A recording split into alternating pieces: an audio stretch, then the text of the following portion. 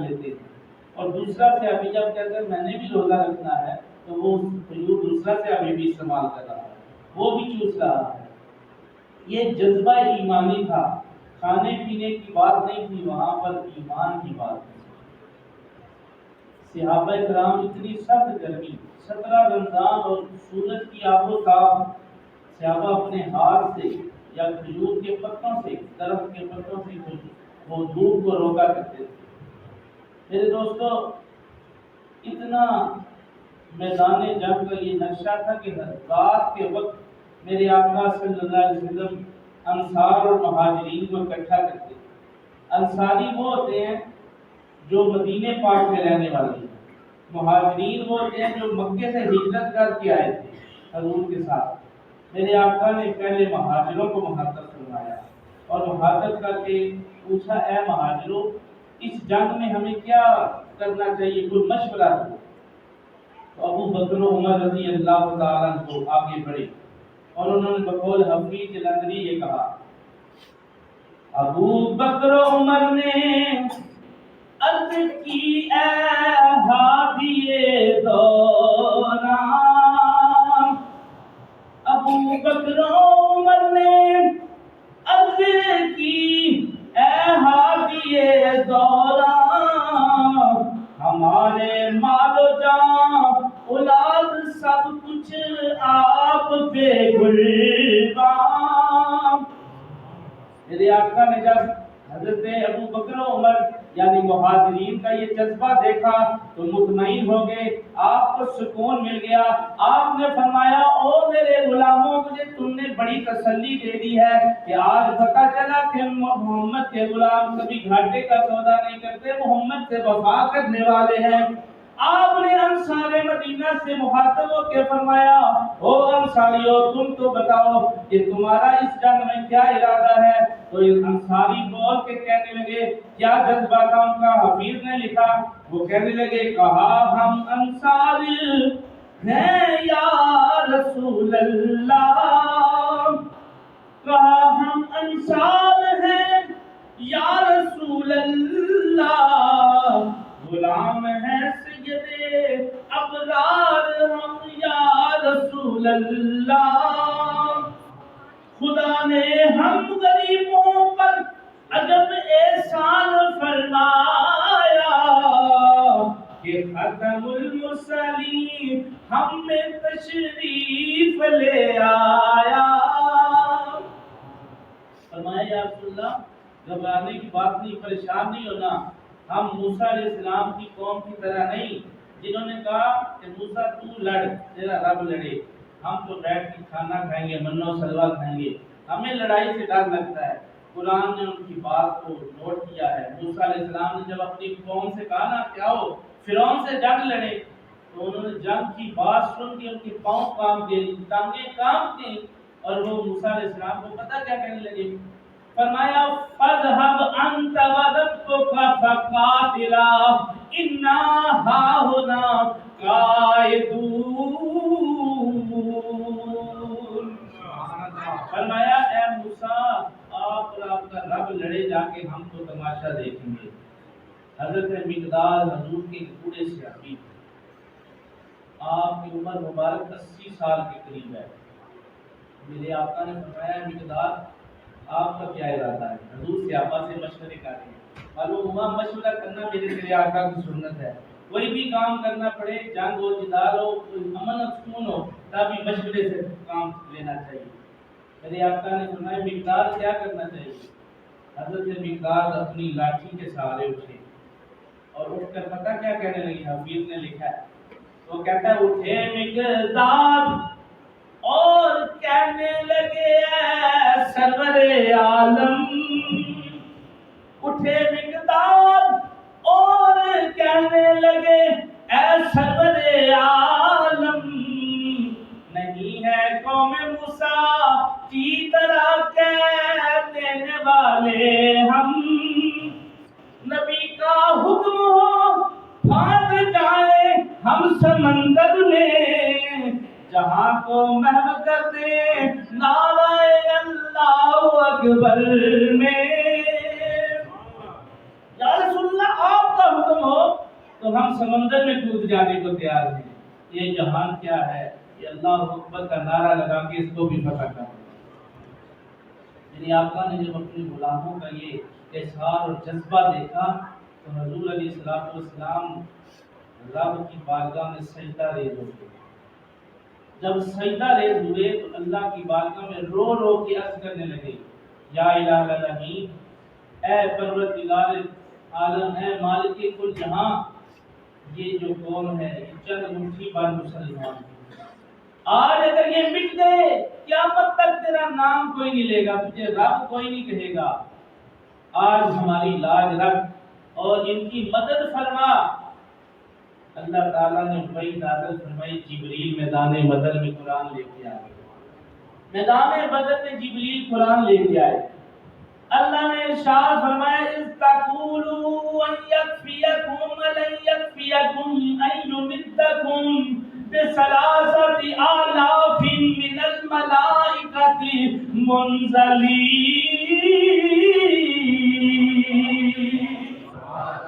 فرمایا محبوب جب آپ اپنے غلاموں کو کہہ رہے تھے پریشان نہ ہو، اللہ ہمارے لیے کافی ہے، اس وقت ہم نے 3000 فرشتوں کے ساتھ آپ کی مدد کا فیصلہ کر دیا۔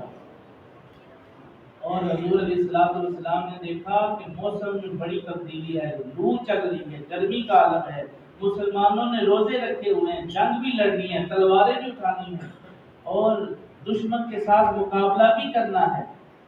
آپ یہ ساری باتیں سو رہے کہ آسمان سے کاش بادل آ جائیں، بارش برس اٹھے اور میدان کا نقشہ بدل جائے۔ اللہ تعالیٰ نے میرے آقا کی اس دعا کو بھی قرآن بنا دیا۔ قرآن سنیے، اللہ فرماتا ہے فَاسْتَجَابَ لَكُمْ أَنِّي مُمِدُّكُمْ بِآلَافٍ مِّنَ الْمَلَائِكَةِ مُرْدِفِينَ۔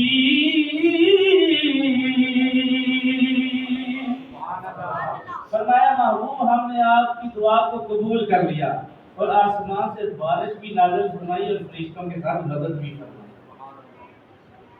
حضرت ابو بکر صدیق رضی اللہ تعالیٰ عنہ نے حضور کے کندھے مبارک پہ ہاتھ رکھا اور فرمایا، اے اللہ کے محبوب غم نہ کریں، اللہ آپ کو ضائع نہیں کرے گا، اکیلا نہیں چھوڑے گا، آپ کی مدد فرمائے گا۔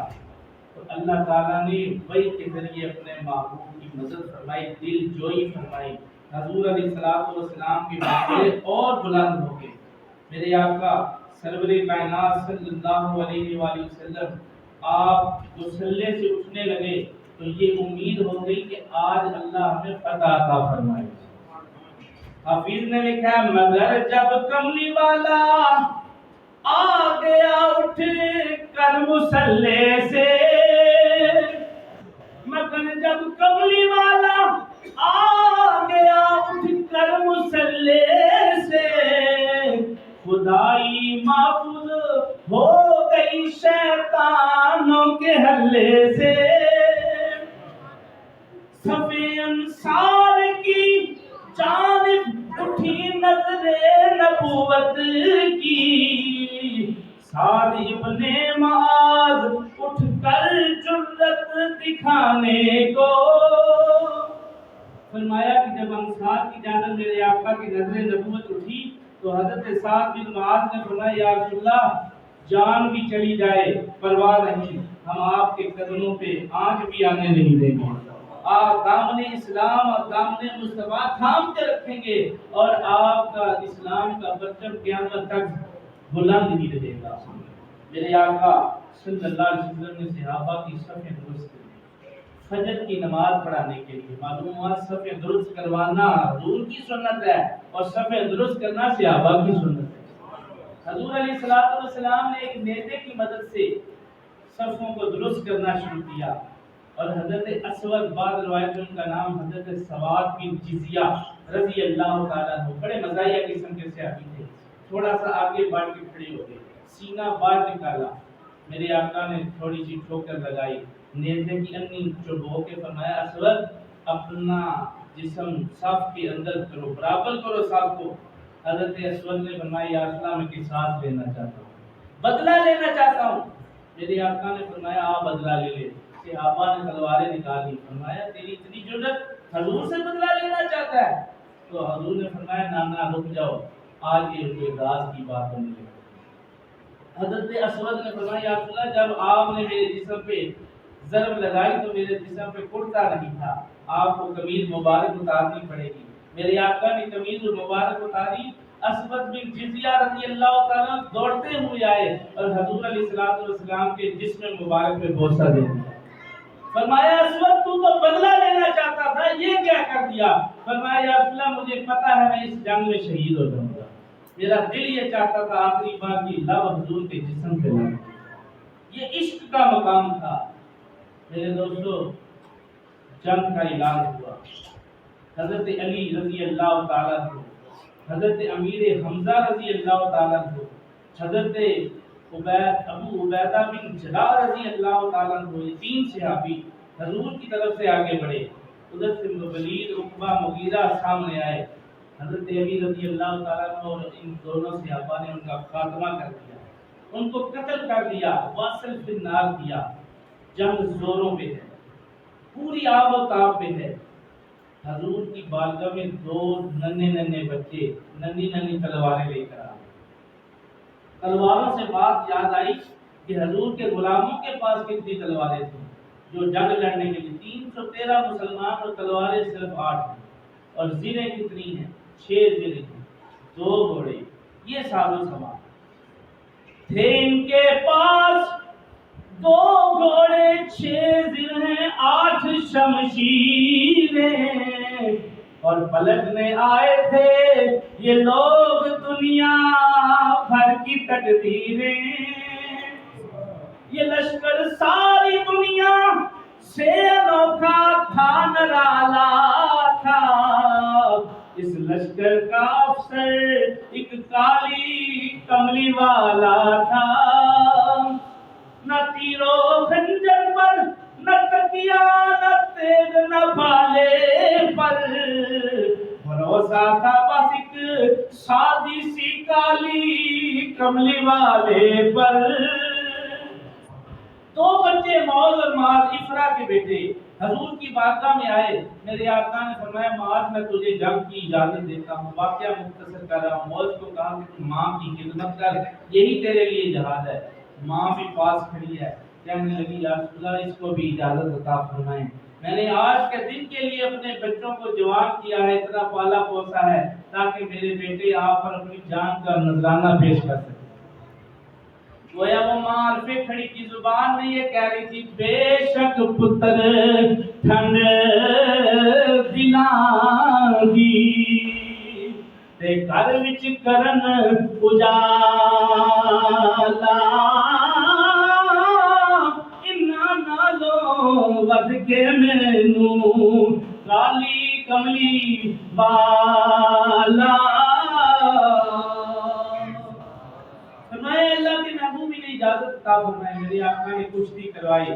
حضرت معاذ بڑے تھے، معاذ چھوٹے تھے۔ معاذ نے کہا کہ تم تو پہلے سلیکٹ ہو چکے ہو، تمہارا نام رسول کریم کی بارگاہ میں قبول ہو چکا ہے، میں تمہیں دھکا دوں گا، تم گر جانا، حضور مجھے بھی پسند فرما لیں گے۔ میرے آقا نے دونوں کی بات سن لی، فرمایا چل تو بھی جنگ میں شامل ہوتا۔ حضرت معاذ اور معاذ رضی اللہ تعالیٰ عنہ، یہ 2 چھوٹے چھوٹے بچے، انہوں نے کیا کمال کیا، یہ ابو جہل کی جانب جانے لگے تو حضرت عبد الرحمن بن عوف راستے میں ملے۔ فرمایا چچا عبد الرحمن ابو جہل کہاں ملے گا؟ فرمایا بیٹا تم کیا کرو گے؟ چچا ہم نے سن رکھا ہے کہ وہ حضور کا بڑا گستاخ ہے، ہم ابو جہل کو آج نیست و نابود کر دیں گے۔ حضرت عبد الرحمن نے فرمایا بیٹا اس ابو جہل کے ارد گرد بڑا حفاظتی دستہ ہے جو اس کی حفاظت پر مقرر کیا گیا ہے۔ حضرت عبد الرحمن فرماتے ہیں ان بچوں نے آواز دی، کہا کہ حفاظت کر رہا ہے گرد اس کے فوج کا دستہ، حفاظت کر رہا ہے گرد اس کے فوج کا دستہ، کب تک یہ دستہ روکے گا اسرائیل کا رستہ، قسم کھائی ہے مر جائیں گے یا ماریں گے ناری کو، سنا ہے گالیاں دیتا ہے محبوب باری کو،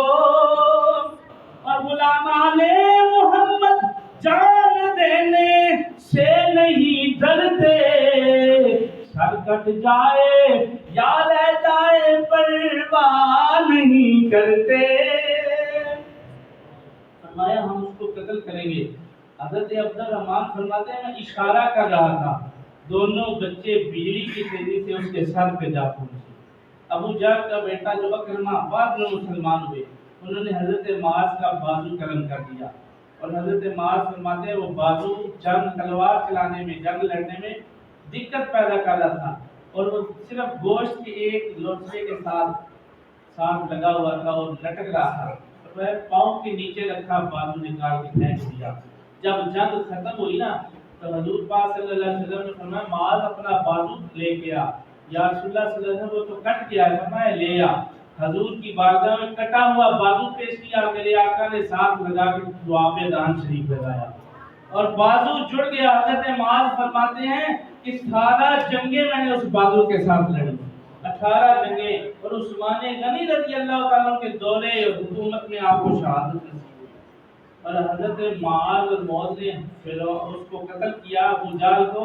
تو جب قتل کیا تو ابو جہل مرنے سے پہلے کہنے لگا او بچوں مجھے قتل کرنا تو اس طرح قتل کرو کہ میرا سر تھوڑا سا نیچے سے اتارنا، تاکہ سرداروں میں میری گردن پڑی ہو تو پتہ لگے کسی سردار کی گردن پڑی ہے. مرتے وقت بھی تکبر نہ کیا، اور اللہ کو تکبر پسند نہیں ہے. اللہ فرماتے ہیں ابا واستکبر وکان من الکافرین. جو تکبر کرتا ہے وہ کافروں میں سے ہو جاتا ہے. ابو جہل تو پہلے ہی کافر تھا. میرے آقا کی بارگاہ میں دونوں غلام حاضر ہوئے، ننھے بچے. میرے آقا نے فرمایا کس نے قتل کیا؟ معاذ اور معاذ دونوں نے تلواریں دکھائیں. فرمایا ہم نے قتل کیا ہے. حضرت عبد الرحمن بن عوف رضی اللہ تعالیٰ عنہ میرے آقا نے فرمایا ابو جہل کا جو ساز و سامان ہے، جو مال غنیمت میں سے اس کا مال ہے، جنگی سامان وہ سارا معاذ کو دے دو. حضرت عبد الرحمن بن عوف فرماتے ہیں کہ میرے ذہن میں خیال آیا کہ قتل تو دونوں نے کیا ہے، برابر تقسیم کرنا چاہیے. حضور تو برابری کا درس دینے والے آئے ہیں، مساوات کا درس دے رہے ہیں، اور یہاں پر صرف ایک بھائی کو مال دیا جا رہا ہے. لیکن نگاہ نبوت دیکھ رہی تھی کہ معاذ بچ جائیں گے اور معاذ شہید کر دیے جائیں گے. فرمایا حضرت معاذ اس جنگ میں شہید ہو گئے، اس لیے ان کو مال غنیمت نہ دیا گیا. اب جنگ عروج پر تھی، 70 کافر مارے گئے، 70 قیدی بنائے گئے. اور کافر جب مرے بعض صحابہ کہتے ہیں کہ ہم نے ایسے محسوس کیا کہ ہم تلوار ہوا میں بھی رکھتے تھے، کافر کا سر اڑانے کے لیے بھی تلوار ہلاتے نہیں تھے، پہلے کافر کا سر قلم ہو چکا تھا. ہم پریشان ہو کے حضور کی بارگاہ میں آئے، عرض کیا آقا یہ کیا معاملہ ہے؟ تلوار ہم نے چلائی بھی نہیں اور سر پہلے کٹ کے ادھر پڑا ہوا. میرے آقا نے فرمایا رب کے مددگار فرشتے آئے ہوئے ہیں جو تمہاری مدد کر رہے ہیں. اللہ نے ارشاد فرمایا وَلَقَدْ نَصَرَكُمُ اللَّهُ بِبَدْرٍ وَأَنْتُمْ أَذِلَّةٌ فَاتَّقُوا اللَّهَ لَعَلَّكُمْ تَشْكُرُونَ. قرآن سن کے سبحان اللہ تو گا. مہینہ بھی قرآن کا، رمضان کا مہینہ قرآن کا مہینہ، نزول قرآن کا مہینہ، اور آپ لوگوں کا ایمان اتنا کمزور ہے. قرآن سن کے سبحان اللہ نہیں. اللہ فرماتے ہیں اِذْ تَقُولُوا وَلَنْ يَكْفِيَكُمْ أَن يُمِدَّكُمْ بِثَلَاثَةِ آلَافٍ مِّنَ الْمَلَائِكَةِ مُنزَلِينَ. فرمایا کہ ہم 3000 فرشتوں کے ساتھ مدد فرمائی. اللہ فرماتا ہے کہ صرف فرشتوں کے ساتھ ہماری مدد کے لیے آنے لگا. اللہ بھی اس میدان جنگ میں آ گیا. کیسے آیا؟ آؤ قرآن سے پوچھیں. بلا ان تصبروا وتتقوا ويأتوكم من فورهم هذا يمددكم بآلاف من الملائكة بخمسة آلاف من الملائكة مسومين. فرمایا اللہ نے 5000 فرشتے بھی بھیجے اور مسلمانوں کو کہا مسلمانوں اس جنگ میں گھبراؤ نہیں، صرف فرشتے نہیں میں بھی آ گیا ہوں، میں بھی مدد کے لیے آ گیا ہوں. حضرات محترم جنگ ختم ہوئی. مختصر یہ آخری 1-2 منٹ، حضور نبی کریم صلی اللہ علیہ وسلم نے فرمایا تو کافروں کی رسیاں ڈھیلی کر دو۔ آدھی رات کے وقت بلال نے حبشی نے کافروں کی رسیاں زنجیریں ڈھیلی کر دی اور رحمت للعالمین آقا نے فرمایا تم مسلمانوں کے 10 بچوں کو پڑھانا لکھنا سکھا دو، پڑھنا لکھنا سکھا دو، تختی لکھنی سکھا دو اور آزاد ہوتے جاؤ۔ جو امیر تھے ان سے کہا کہ جاؤ تم فدیہ دو اور آزاد ہو جاؤ۔ اور اس جنگ میں حضور کا چچا حضرت عباس جو بعد میں مسلمان ہوئے اسی جنگ کے آخر میں، وہ بھی شامل تھے، میرے آقا کی بارگاہ میں حاضر ہوئے۔ میرے آقا نے فرمایا چاچا پیسے لا، فدیہ دے، آزاد ہو جا۔ فرمایا اے میرے بھتیجے محمد صلی اللہ علیہ وسلم، آپ کو پتہ ہے میں اپنی بستی میں سب سے زیادہ غریب ہوں، میرے پاس کہاں سے پیسے آئے؟ میرے آقا مسکرائے، فرمایا اے چچا جو سونے کی پوٹلی اپنی بیوی ام فضل کو دے کر آیا تھا، سونا غریبوں کے پاس نہیں امیروں کے پاس ہوتا ہے۔ حضرت عباس نے پوچھا یا رسول اللہ صلی اللہ علیہ وسلم میں اور میری بیوی کے درمیان یہ راز ہے اور آپ کو کیسے پتہ چل گیا کہ سونا میرے پاس موجود ہے؟ فرمایا اے اللہ کے بندے عباس تجھے پتہ نہیں وہ سونا کیسا سونا ہے؟ اگر تو چھپا کر آیا تو میں اللہ کا نبی ہوں، اللہ نے مجھے اس بات کا علم عطا فرمایا ہے، اللہ نے مجھے یہ بات بتا دی ہے کہ تیرے چچا کے پاس سونا موجود ہے۔ حفیظ کہتا ہے یہ سنتے ہی جناب عباس پر راشا ہوا تاریخ کہ محمد تو رکھتا ہے دلوں کی بھی خبرداری، یہ سنتے ہی محل وجن میں ایمان لے آیا، وجہ ہے راست ہے جو رسول اللہ نے فرمایا۔ اور عرض کی یا رسول اللہ میں آپ کے دامن میں آ گیا ہوں، آپ میرا ایمان قبول فرمائیے۔ میرے آقا نے فرمایا چچا چھوڑ پچھلی زندگی کی باتیں بھول جا اور آج کلمہ پڑھ کے مسلمان ہو جا۔ حضرت عباس مسلمان ہوئے۔ میرے آقا نے فرمایا میرے صحابہ آج کے بعد عباس کو عباس نہیں بلکہ سیدنا عباس پکارا کرو، سیدنا عباس بنا دیا۔ حضرت عباس رضی اللہ تعالیٰ عنہ مسلمان ہوئے، اس کے علاوہ کئی کافر مسلمان ہوئے، کلمہ پڑھ کے دائرے اسلام میں داخل ہوئے۔ میرے آقا نے 70 کافروں کو دفن کر دیا۔ خطبہ ارشاد فرمایا کافروں دیکھو میں تمہیں کہا کرتا تھا کہ میرا کلمہ پڑھ کے مسلمان ہو جاؤ، توحید کو مانو، رسالت کو مانو، تم نے نہیں مانا، آج دیکھ لو تمہارے ساتھ کیا ہو رہا ہے۔ عمر فاروق پاس کھڑے ہیں، عرض کی یا رسول اللہ کیا یہ کافر جو مرے ہوئے ہیں 70 کی تعداد میں جن کو آپ نے گڑھے میں دفنا دیا ہے یہ آپ کی بات سن رہے ہیں؟ میرے آقا نے فرمایا ہاں اے عمر تجھ سے زیادہ سنتے ہیں، ان کی سماعت تجھ سے زیادہ معلوم ہوا۔ اگر کافر مر کے گڑھے میں چلا جائے وہ سن سکتا ہے، اللہ کا ولی قبر میں چلا جائے تو وہ بھی سن سکتا ہے، اللہ کا ولی بھی قبر میں چلا جائے تو وہ بھی ہماری تیری دعا کو سن سکتا ہے۔ اللہ تعالیٰ مجھے اور آپ کو عمل کی توفیق عطا فرمائے، سنتے ادا فرمائے۔ وآخر دعوانا الحمدللہ۔